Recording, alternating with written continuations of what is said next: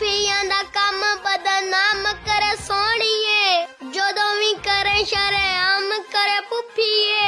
उस्मान, मैंने कल तुम्हारी फुप्पो के लिए एक तुझे सूट दिया था, वो तो उसके घर क्यों नहीं दे के आया? ओ मैं निकला गड्डी लेके और रस्ते में सड़क पे एक मोड़ आया, मैं ओते सूट छोड़ आया।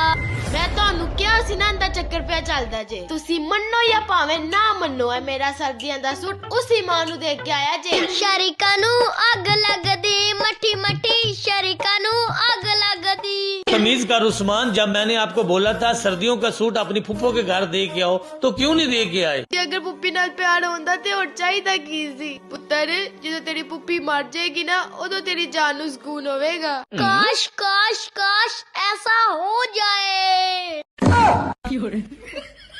पाओ पाओ पाओ पुप्पी, इस दफा सर्दियों का सूट अपने पलियों पाओ।